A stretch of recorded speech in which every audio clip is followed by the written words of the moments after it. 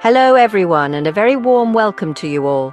Today we will be taking a deep dive into what went wrong with the West Indies cricket match at Sabina Park in Kingston, Jamaica, as the Aussie team destroyed them, literally. There are days in cricket that live long in the memory for feats of incredible skill, for heroic centuries, for nail-biting finishes. And then, there are days that are remembered for reasons altogether different. Days that are so astonishing, so utterly unbelievable, that they etch themselves into the very fabric of the sport's history. We are talking today about one such day, a day when the mighty West Indies, a team synonymous with flair and power, were brought to their knees in a manner that no one, absolutely no one, could have foreseen. They were bowled out for just 27 runs against Australia.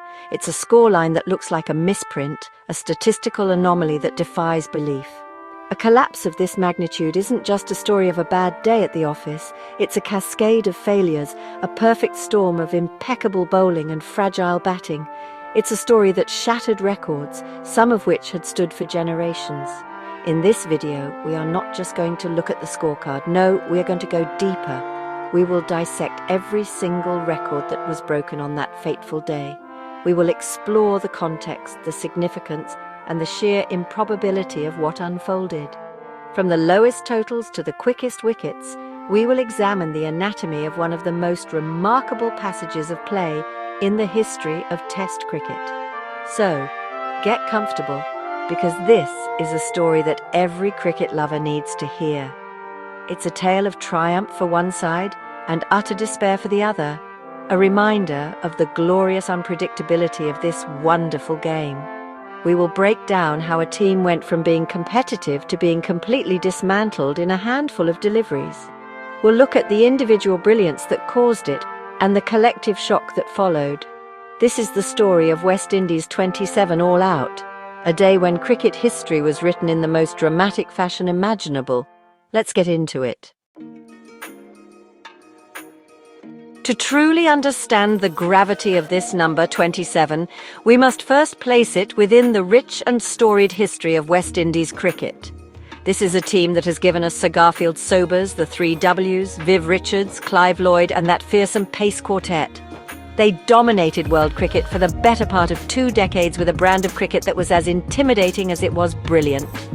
Their legacy is built on towering scores, on relentless aggression, and on an unshakable pride. To see this team, even a modern iteration of it, fold for such a paltry sum is, to put it mildly, jarring. The number 27 now stands as the lowest ever Test total recorded by the West Indies. Before this match, their lowest total was a score they would have been desperate to forget, but 27 consigned that previous record to a mere footnote. Think about it for a moment. In over a century of playing Test cricket, through all the ups and downs, the golden eras and the periods of transition, they had never been dismissed for fewer runs. This wasn't just a loss, it was a statistical landmark of the most undesirable kind. It represents a complete and total capitulation, where no batsman was able to offer any resistance, where the innings never even got started. It's a scar that will remain in their record books forever, a stark reminder of a day when nothing went right. Every team has bad days, of course. Cricket is a great leveller in that respect, but to fall to your lowest ever total speaks of a deeper issue on the day. It points to a collective failure of technique, of temperament, and perhaps of spirit. The weight of this new record is immense. It's not just about the numbers, it's about what it represents for a cricketing nation with such a proud heritage. For the players involved, for the fans who watched in disbelief, and for the history of West Indies cricket, 27 is a number that signifies a new and deeply unwelcome low point. Now, let's shift our focus from the batting side's despair to the bowling side's ecstasy. A collapse of this nature doesn't just happen, it is inflicted, and the architects of this particular demolition were the Australian bowlers, who produced a spell of such ferocious intensity and accuracy that it bordered on the surreal. The most devastating part of this innings was a period of play where Australia took 5 wickets in the space of just 6 deliveries. Let that sink in. 5 wickets in what is effectively a single over's worth of balls. In the rhythm of Test cricket, where wickets are prized and earned through patience and strategy, this was like a lightning strike. This incredible sequence of events is one of the rarest feats you will ever witness on a cricket field. To put it into perspective, a team losing 2 wickets in an over is considered a significant momentum shift. 3 is a disaster. But 5 wickets across 6 legal balls is almost unheard of. It represents a complete psychological and technical dismantling of the batting lineup. One batsman falls, then another, and suddenly the dressing room is a revolving door of shell-shocked players, none of whom have an answer to the questions being asked by the bowlers. It's a domino effect of the most brutal kind. What this period showed was not just a lack of application from the West Indian batsmen, but a supreme level of skill from the Australian bowlers. They were relentless, giving away nothing and attacking the stumps with unerring precision. Every ball seemed to pose a threat. Every appeal was a genuine shout. For the fielding side, it was a moment of pure adrenaline, a purple patch where everything they touched turned to gold. For the batting side, it was a nightmare from which they couldn't wake up, as the foundation of their innings was ripped out from under them in a matter of minutes. At the heart of that whirlwind 6-ball period was a moment of individual brilliance, the pinnacle for any bowler, a Test match hat trick. It was the Australian spearhead, let's call him the architect, who etched his name into the history books. A hat trick in any form of cricket is special, but in Test cricket, with its ebbs and flows, it carries a unique prestige.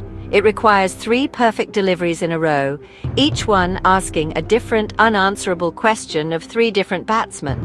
On this day, the architect was simply unplayable. The ball was moving, the pressure was mounting, and he was in that magical zone where a bowler feels invincible. His first wicket of the sequence was a classic dismissal, perhaps finding the outside edge with a ball that shaped away beautifully. The batsman was beaten by pure skill. The second ball, to the new batsman, is often the most challenging. The pressure is immense. But he held his nerve, delivering another probing ball, perhaps trapping the new man plumb in front, LBW.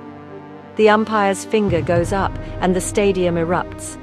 Suddenly, the impossible is on the cards. The entire fielding team swarms in. The tension is palpable.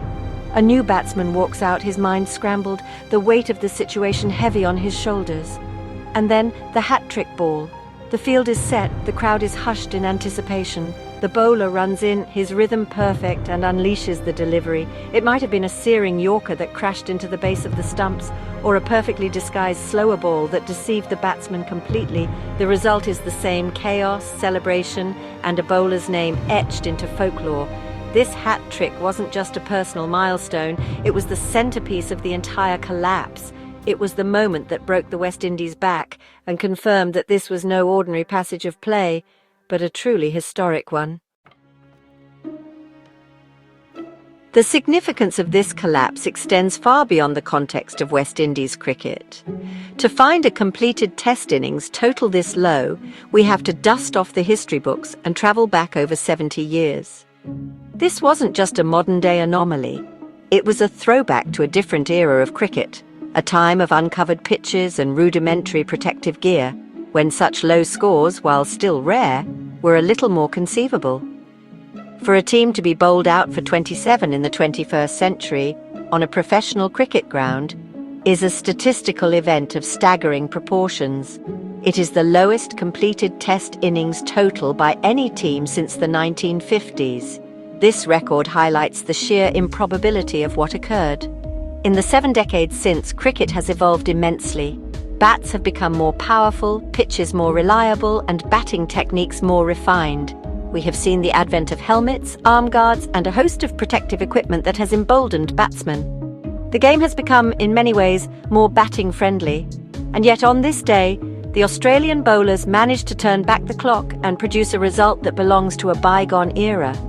It's a testament to their extraordinary skill and the complete inability of the batsmen to cope. When you compare this score to the lowest totals in history, you see names and dates from the early 20th century, from the very infancy of Test cricket. To see a score from a contemporary match join that list is truly remarkable. It tells us that despite all the advancements in the game, the fundamental contest between bat and ball can still produce results that defy all modern logic and expectation. This wasn't just a bad innings, it was a historical event that connected the modern game to its distant past in the most brutal way imaginable for the West Indies. Within that incredible passage of play we discussed earlier, another, even more specific record was shattered. During the heart of the collapse, one Australian bowler produced what is now officially the most destructive single over in the history of Test cricket, in terms of wickets taken.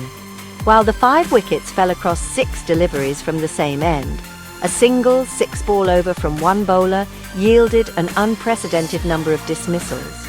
Imagine the scene. The bowler starts his over with the opposition already reeling. By the time he walks back to his mark 6 balls later, the innings is in absolute tatters. This single over contained a flurry of wickets that has no parallel. Typically, a wicket maiden is celebrated as a fantastic achievement for a bowler. An over with 2 wickets is match-turning. But to take 3 or even 4 wickets in a single over is the stuff of dreams. The pressure on the incoming batsman is almost unbearable. There's no time to settle, no time to even observe the conditions. You walk to the crease, and before you've had a chance to take your guard properly, you're walking back. The bowler, on the other hand, is operating on a higher plane of existence. The ball feels like an extension of his will, and every delivery he bowls is a potential wicket taker. This record-breaking over was the exclamation point on the innings. It was the microcosm of the entire collapse, a period of complete and utter dominance by the bowler and helplessness from the batsman.